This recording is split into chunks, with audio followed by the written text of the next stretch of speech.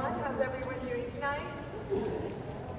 Thank you so much for coming out. We want to welcome you to the Day of Unity, the night of remembrance. This is a Candlelight Vigil. So, back in 1981, the National Coalition Against Domestic Violence advocated for October to be recognized as Domestic Violence Awareness Month all across the country. Now, this Day of Unity was established as the first Monday in October to bring communities together to recommit to domestic violence prevention, again, all across the country. Now, as you may know, tonight's event was originally scheduled for October 3rd, but it was postponed until tonight because we had inclement severe weather. If you guys remember all that flooding we got, and we want to make sure that you guys stayed safe. So we're holding it tonight. Now we want to thank you for joining us this evening as we come from all across coastal Virginia to grieve those in our community who were killed through ruthless acts of violence. Now, these are ruthless acts of domestic violence. We're here tonight to support the families and the friends and to extend our efforts to help others who are also victims of abuse. Now, while all the organizations present tonight, their work in domestic violence prevention and intervention engages individuals and families all throughout the year, this designates October as Domestic Violence Awareness Month, and it allows all these organizations, all these hardworking people, some of them you see right here in this room, to make sure that they're focusing their attention on this issue as an epidemic that impacts our entire community. Now, last year, over 70,000 people reached out for help through hotlines all across Virginia. Thousands and thousands of people received emergency shelter and victim advocacy services. Now, communities all across the Commonwealth, we all felt the impact of domestic violence in the midst of a pandemic, and we responded by volunteering and funding programs that help people move from danger to safety. Now, from the highest levels of government, our community has a long history of rising to the challenge and working progressively towards solutions. Now, I'm here to present Governor Glenn Youngkin's recognition of October as Domestic Violence Awareness Month is Detective Melissa Johnson from the Virginia Beach Police Department.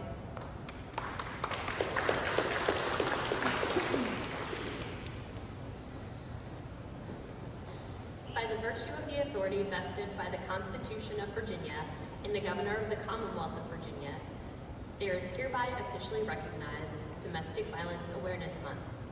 Whereas the effects of domestic violence harm every aspect of our community, from our schools to our military to our healthcare systems to our economy, and whereas individuals can be victims of domestic violence regardless of age, gender identity, sexual orientation, race, culture, socioeconomic status, or religion. And whereas family and intimate partner homicides continue to represent over 1/3 of all homicides in the Commonwealth. And without intervention, cycles of violence can perpetuate through generations. And whereas it is critical that those seeking help or services have access to appropriate, equitable, trauma-informed care and services. And whereas in 1987, the National Coalition Against Domestic Violence observed the first Domestic Violence Awareness Month and established the first Monday in October as the National Day of Unity. And whereas during the month of October, Virginia victim advocates, domestic and sexual violence centers, government agencies, and communities come together to recognize those who have died because of domestic violence. Whereas in 2021, over 70,000 survivors received help from hotline advocates and 6,300 people received 216,725 nights of emergency shelter due to domestic violence. And whereas across the Commonwealth in 2021, judges and magistrates issued 56,610 emergency protective orders to protect the immediate health and safety of survivors and their families. And whereas the domestic violence agencies and partners gather on October 3rd to remember those who lost their lives to domestic violence, honor the resilience of survivors, and spread an awareness of domestic violence in Chesapeake, Hampton, Newport News, Norfolk, Poquoson, Portsmouth, Suffolk, Virginia Beach, and York County. Whereas Domestic Violence Awareness Month is an opportunity for domestic violence advocacy agencies, systems partners, communities, and allies to stand with violence survivors, to celebrate the progress made in responding to harm, and to increase measures to educate communities, support families, and prevent domestic violence in the Commonwealth.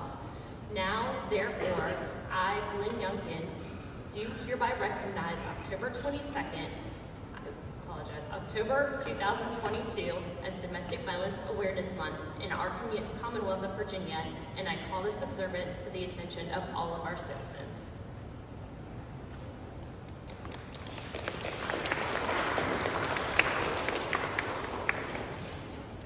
Thank you so much for that, Detective Johnson.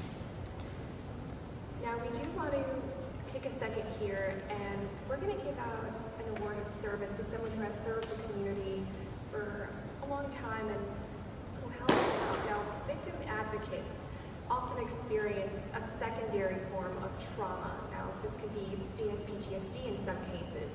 Now, as they walk alongside victims of domestic abuse and violence, now, it can be a difficult job to stay present with someone in that amount of pain. Now, to provide ongoing guidance, information, validation, and support, the Day of Unity Award of Service recognizes individuals who have dedicated their career to helping people in need of this very important support. You know, none of us do any of this alone. Now we want to present Mary Taylor, who will be presenting this year's Day of Unity Award.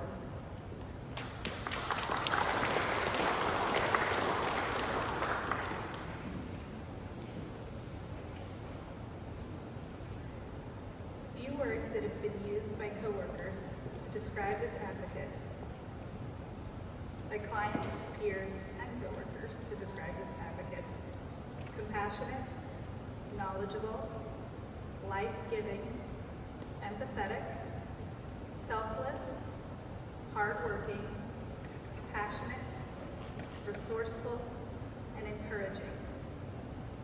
One of her coworkers in particular put it this way: "Each time I hear her name, I say to myself, I have no idea how she does it." Our Hampton Roads community is truly honored to have the opportunity to work with her in all capacities as she supports victims and survivors of domestic violence. She is fiercely dedicated in her advocacy to those who have been victimized and engages in never-ending efforts to educate others. I commend you, and I am honored to call you a coworker. For your selfless commitment, compassion, and dedicated service to those seeking freedom from domestic violence, Larissa Sutherland, Amy Advocacy Program Advocate, your community and your peers would like to thank you. Thank you so much, Mary.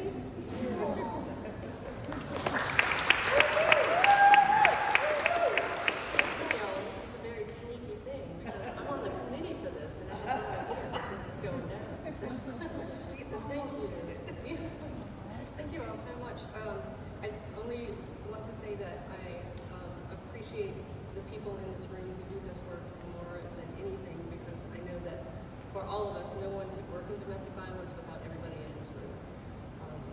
It's not something that you can do alone, so I really appreciate your award, but I mostly appreciate your friendship. So thank you very much.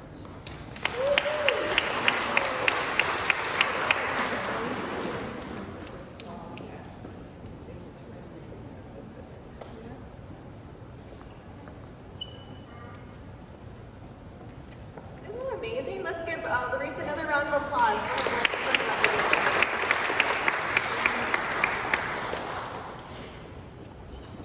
I love seeing how everybody's working together. We're honoring each other. We're here together, and such an important and such an auspicious event to make sure that we are honoring not just victims, but honoring the work that our hardworking people and organizations are doing in our community. Now, speaking of those hardworking people, that community partnership is essential in order to ending domestic violence. Now, back in 2012, Virginia began implementing homicide prevention through the lethality assessment program that was developed by the Maryland Network to End Domestic Violence.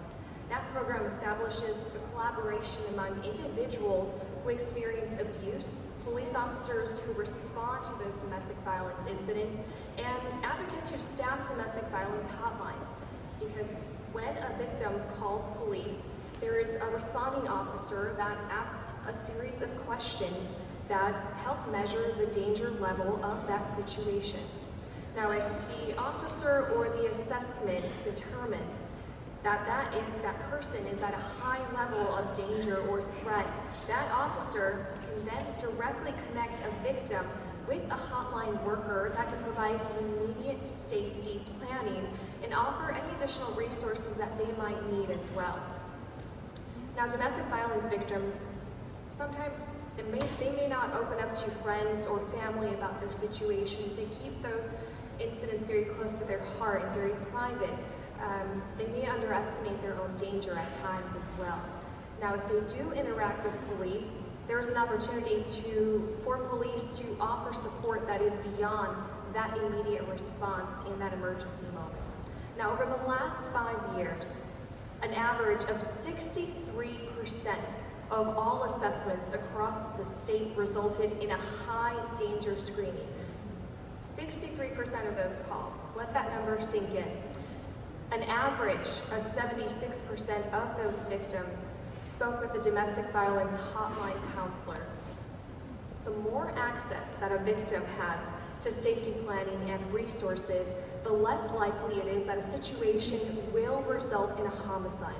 Now, this program exemplifies how a community can build relationships that help increase safety and decrease danger for its residents. Our keynote speaker for the evening is a master police officer who joined the Norfolk Police Department back in 2013. He's a graduate of Norfolk State University with a major in history. Detective Ryan Davis is a defensive tactics instructor, a police training officer, and a hostage negotiator. He has served in the Special Crimes Unit since 2019 and is dedicated to providing trauma-informed response to the victims with whom he works every day. He is embedded in the Norfolk Family Justice Center among multiple city agencies and victim-centered service providers who deliver comprehensive wraparound services to those victims of crime. Please help me in welcoming Detective Ryan Davis.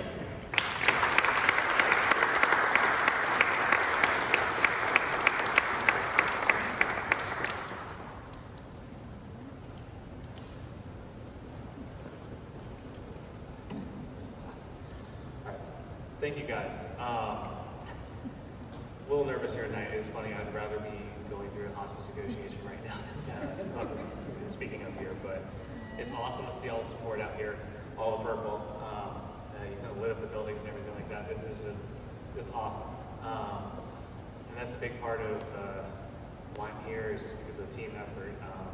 They asked me to be here, but honestly, my whole unit and everybody I work with at our Family Justice Center could be up here as well, and I can speak on their behalf.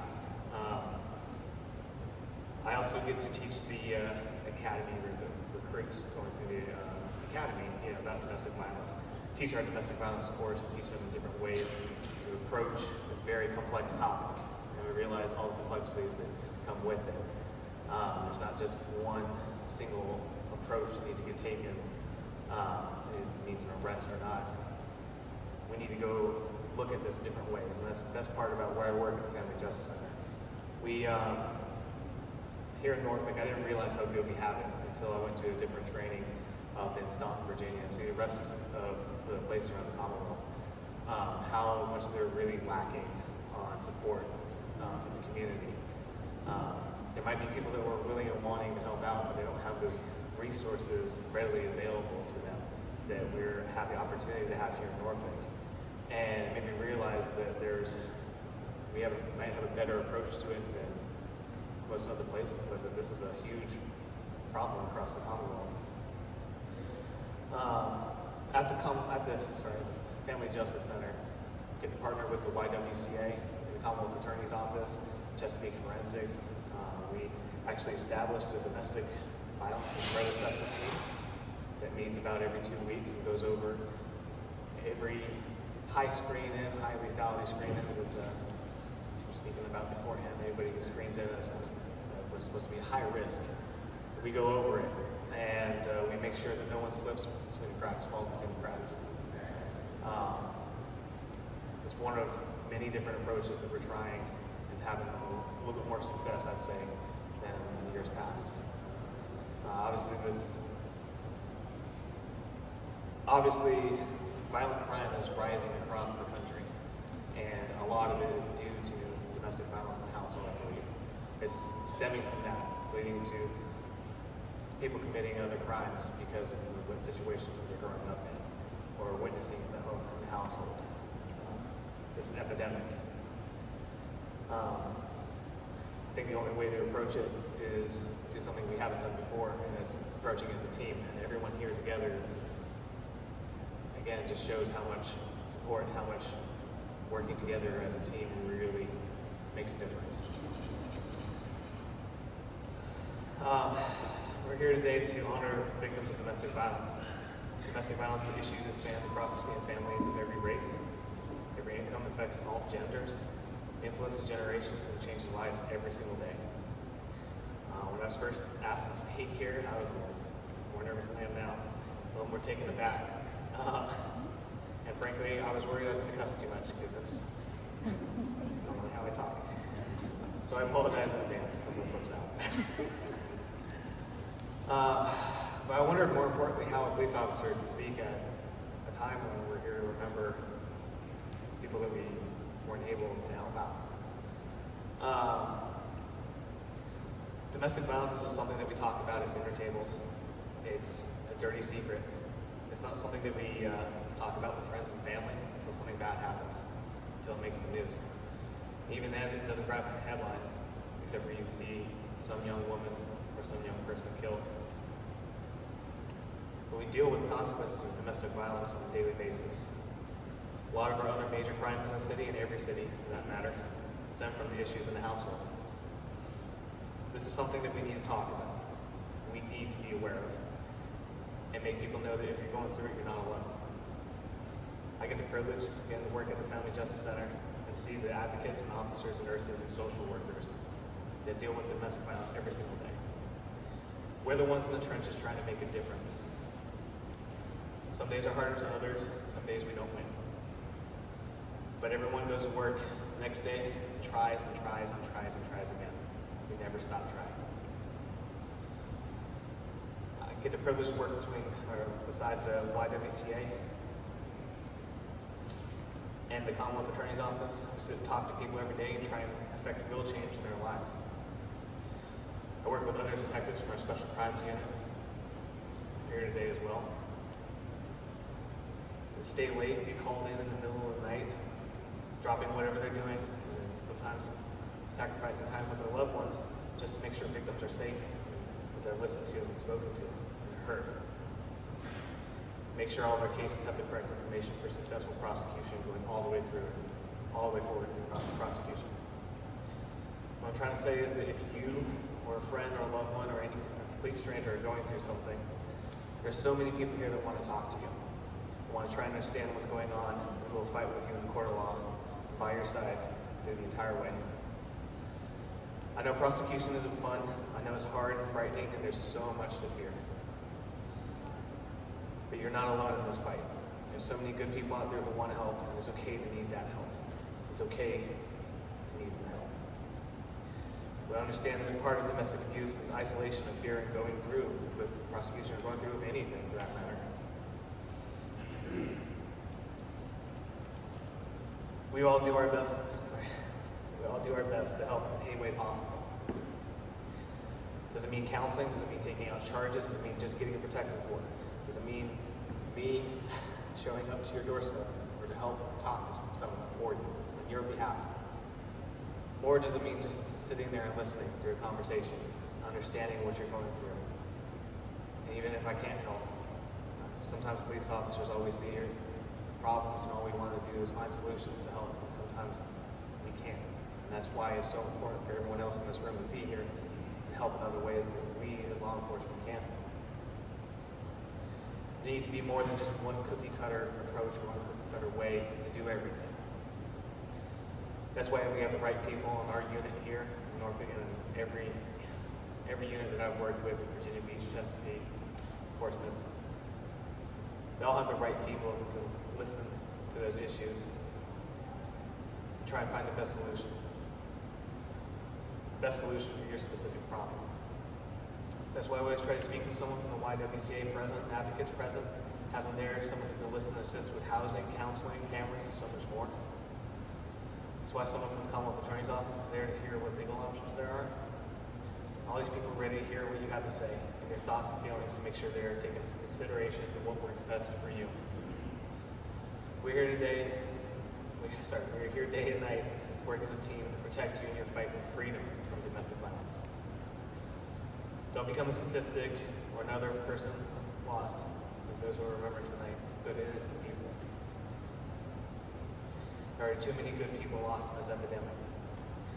Our thoughts and prayers are with those who became ultimate victims who we're here to honor tonight. But let us also pray for strength for the hundreds, thousands, and millions all over who are still going through their fight, still going through their struggle.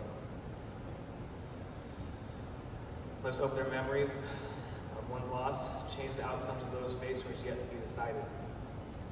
I now see why asking me as a police officer makes all sense as I join this department and try and make this community and this world a little bit better place.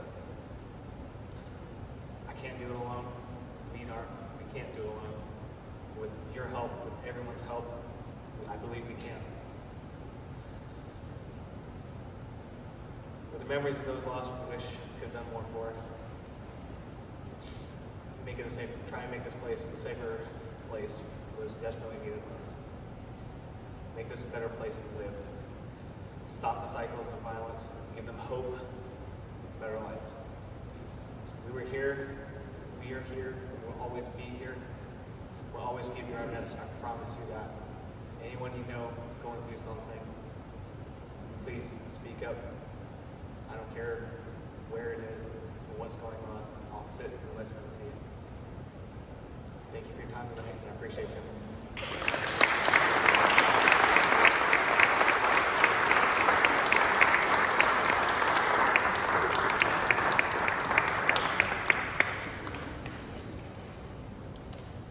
One of the best messages that we can take from Detective Ryan Davis' speech is just to be there for each other. We're all here in this room right now. We can all make sure that we take that moment to make sure that if you see that somebody might need a, hey, how are you doing today? You know, that we are that person that they can reach out to if they feel comfortable, and sometimes they might need a little encouragement. Now we're going to move on to another statistic that is very difficult to hear. Now, domestic violence accounts for 1/3 of homicides in our community.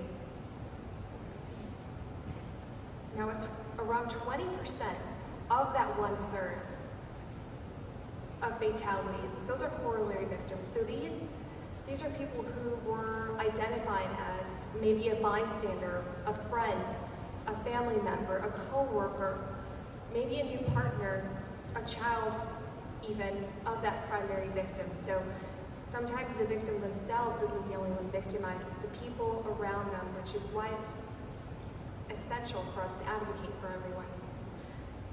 Now I want you to please help me in welcoming Shawnee Jackson to share the story of her daughter, Reagan Shernay Chisley. Let's give her a big warm round of applause.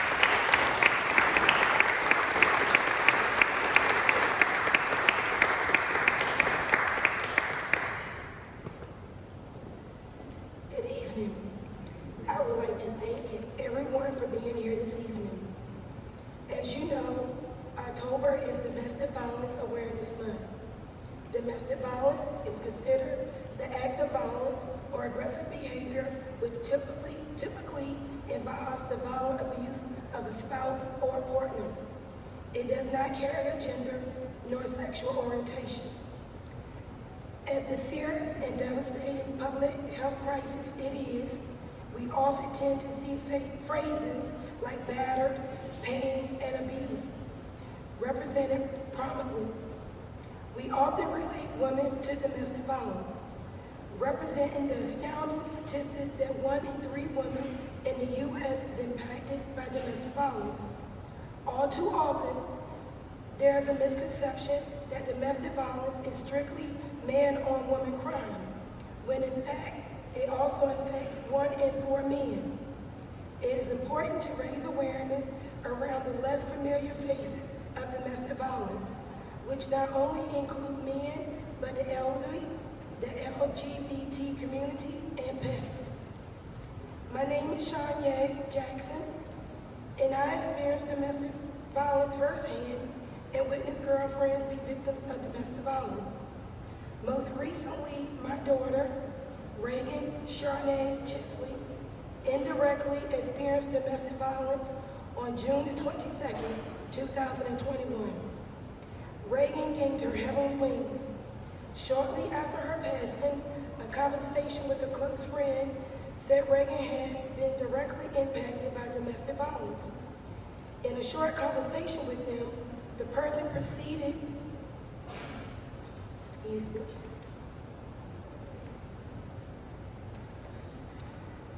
to tell me domestic violence doesn't just involve couples. It's also violence between family members. I instantly felt my heart drop, and never in this life would I ever imagine directly or indirectly my daughter, let alone any of my children, would be victims of domestic violence. Our conversations were mainly surrounding intimate partner violence. Reagan took a break from working on a college project to take a friend to a family member's home. An altercation erupted between the members of the family, and minutes later, Reagan found herself caught in the crossfire. Reagan's journey came to an end from a situation I thought I prepared her to prevent herself from. But unfortunately, we could not prevent or protect them from the unknown. If Reagan had associated domestic violence with family violence, would it have changed the outcome? The answer is no, because the unknown still played a role. She still would have taken a friend over to her family member's house. She still would have been at the home when the altercation erupted. But would she have known violence would have been used to solve a family's altercation? That's the unknown of everyone who's a silent witness. That's unknown to everyone here today. When you experience domestic violence, whether directly or indirectly, you don't know the outcome. If it's a partner or a family member displaying aggressive behavior, you expect to resolve it by talking through the situation. If you don't come to an agreement, you still expect to walk away with respect to one another's opinion on the situation. Aggressive behavior should never end in violence, but unfortunately, we cannot predict the outcome of another person's action. We can put forth an effort to de-escalate the situation, but the outcome will still be unknown. Domestic violence comes in many forms. My experience might be different from your experience. Reagan's experience was different from mine. Your experience, his experience, her experience might all be different, but we need to recognize the signs of domestic violence. If you or someone you know is a victim of domestic violence of any nature, intimate partner, family violence, please seek help. Tonight we honor our past and current silent witnesses. Tonight we educate ourselves and others on the resources available to them and others experiencing domestic violence. Thank you.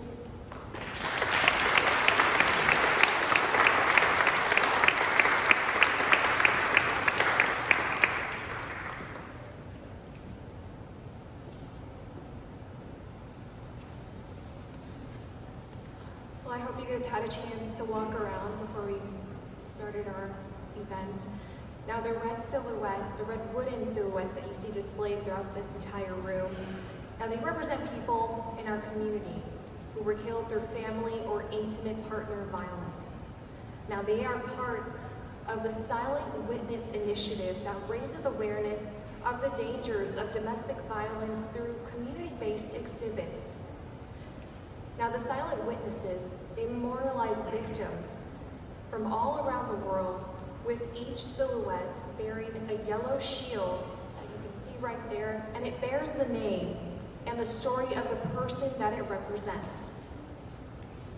Now, these stories remind us that while all of these stories began differently, from different families, cultures, ages, different types of relationships, sexualities, professions, educational backgrounds, now all of them ended in the same tragedy.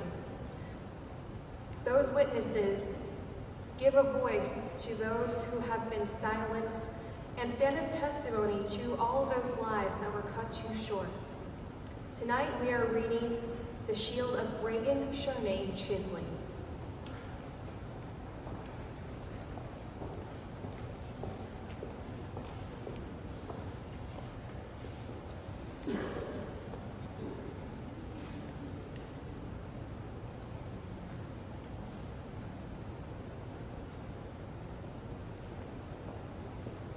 Reagan Charnay Chisley.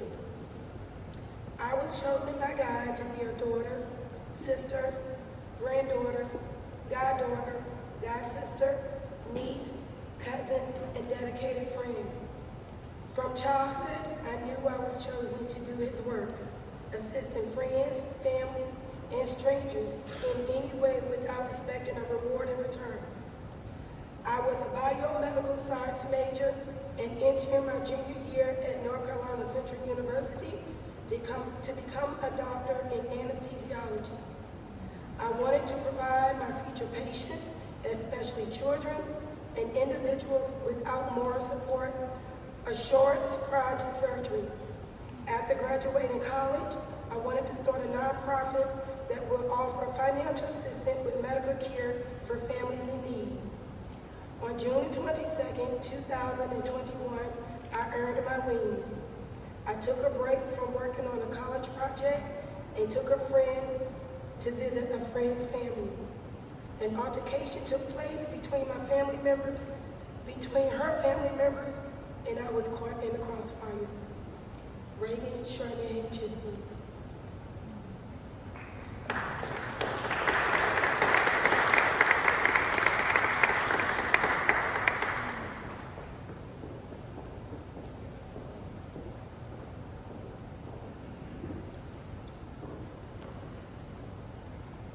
Now again, we keep mentioning that 1 in 3 homicides in our community stems from the result of domestic violence.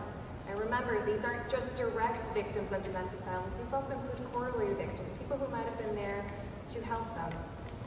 Now, since 1999, over 2,600 people in Virginia have been killed by an intimate partner or family member. We've come here tonight to acknowledge the value of their lives and fill in those spaces that they've left behind with our love and support. At this time, we're going to ask that you illuminate your candles as we read their names.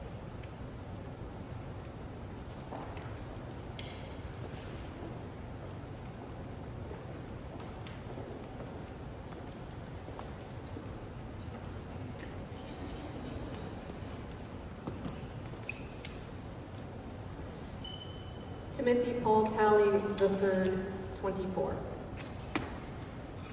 Anonymous woman, 44. Emily Baker Ickbon, 31. Linda Lee Christie, 74.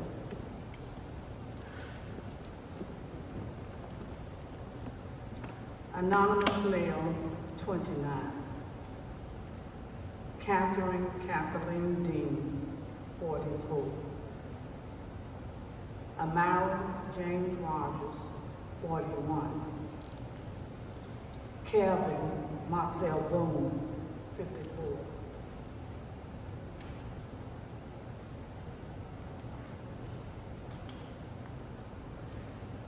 Mercuria Danielle Bivens, 25.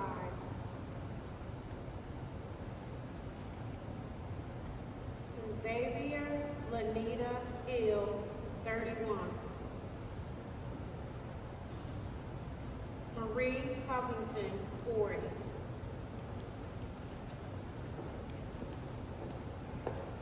Anonymous woman, age 42. James Irving Johnson Jr., 34. Delina Hall, 24. Kevin Michael Gums, 31.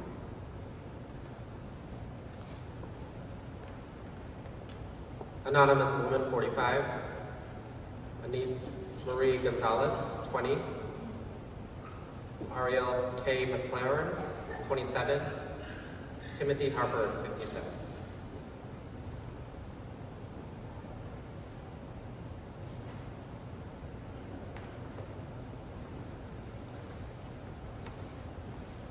Good evening.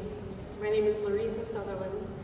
I'm a domestic violence victim advocate and an educator and an activist. And I'm tacking activist on there at the end because this is the time of our program where we talk about action and the things that we need to do to change the situation for next year. I've been working on this committee to put this event together for over 10 years. A lot of faces around the room. Each year, I and my colleagues carry our note cards up to this podium and we read the names of people that we've lost the year before. And every year, I think about how large the rippling of loss is, from individual families, out to the friends, to the extended families, to co-workers, to children, to aunts, uncles, and so on. And how these losses never come back. These are really hard losses to process because they're intimate. They're family members, they're intimate partners. They are people who were killed by someone who was once loved and trusted by the person who took their life. It's a pain that is incomparable. I know it from my own family. And it gives you this sense of powerlessness and guilt that there should have been more that you could have said, or that you should have done, more you should have known to be able to do something that changes the outcome.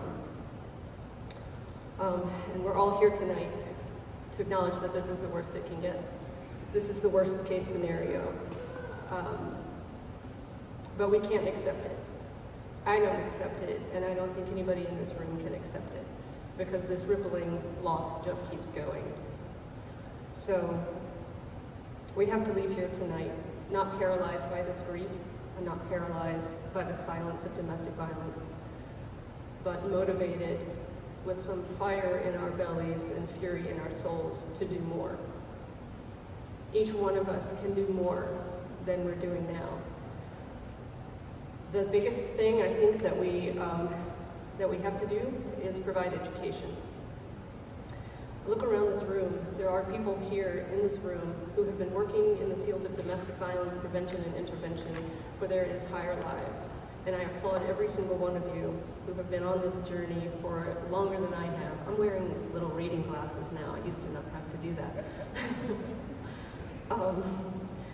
But in this community, I believe in this community. I believe in all of these helpers. I believe that this is a community of listeners, of safe spaces, of warm embraces. These are good huggers. It's a family of kindness. It's a family of understanding. There are fierce defenders here. There are protectors in this crowd. There are all kinds of people who can help you.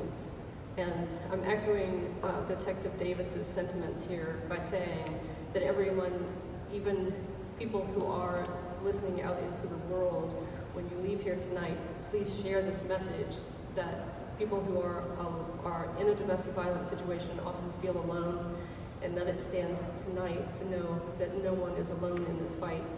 Whether you are on the end of this fight as a domestic violence victim, or whether you are on the end of this fight providing prevention and protection to the people who need our help. Education is our most powerful tool, so please bring that education everywhere you go. Every agency here, they have the Geneve Shelter, and Western Tidewater, Norfolk Family Justice Center, which partners with the YWCA serving Norfolk, the Family Advocacy Program serving all of military families across the board, Help and Emergency Response serving Portsmouth and Chesapeake, and Samaritan House is serving Virginia Beach. All of these programs provide victim advocacy services, provide shelter, and they provide education.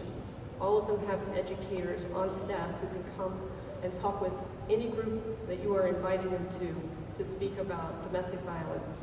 We can't know when our relationship rights are being violated if we don't know what our relationship rights are. We don't know how to stay safe in a domestic violence or in a relationship. We don't know how to stay safe when we don't know what to look for. We don't know how dangerous the situation is. So advocates at all of these agencies can talk directly with victims of domestic violence to help them identify how dangerous the situation is and help create an individualized safety plan in the hopes that people can escape a relationship safely. So to the families and friends who are remembering someone here tonight, I know I speak on behalf of everyone who works in the field of domestic violence intervention and prevention when I say I'm sorry for your loss. I hope it brings some comfort to know that we care about the people you have lost, because we have lost them too. I encourage you to reach out to the Virginia Victim Assistance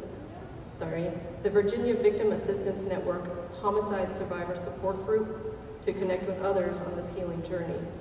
In the programs that are available at the front, if you haven't picked one up, please pick one up. They're full of resources, including the contact information for the Survivor Support Group. To anyone who is currently experiencing abuse, know that there is a community of helpers who want you to reach out. We will believe you and will help you. Every shelter program here is available for anybody in need, regardless of the situation that you're in. It isn't easy to break away from someone who's treating you badly, but you can do it.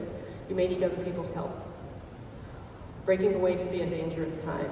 As difficult as it may be, it will be worth it for you and your children. The Virginia Family Violence Hotline is 1-800-838-8238. This will connect you to the closest domestic violence and sexual violence program in your area. And it's a call that may just save your life. Thank you all.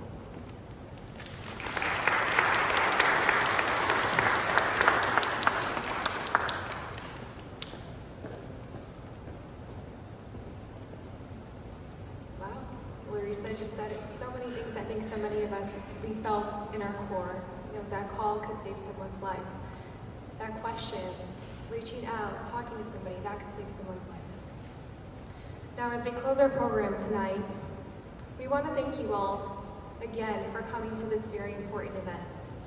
We would like to acknowledge everyone who is working hard to end domestic violence by supporting victims and their families, educating the community, and making sure that we're honoring the tenets of love, respect, and equality.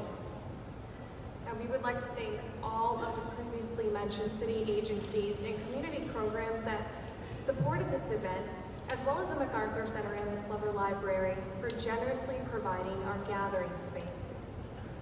Now, if you'd like to return your candles that we lit previously, make sure that you please drop them in one of our boxes, or you can feel free to leave them on a table where we'll collect them from after. As Larissa mentioned, please make sure that you take some time to collect resource information, because there's so much information on every single one of these tables that you never know how it can help you or someone you might know. Now, all the agencies here tonight, make sure that you collect that information, but also don't forget about our silent witnesses. Each of them has that yellow shield on their chest that tells their story. So make sure you walk by, take a listen, take a read, talk to others in this room, and take all of this in, because it was a beautiful event of community togetherness. We want to thank you all for attending, and we make sure that you have a good night and get home safely. Thank you again.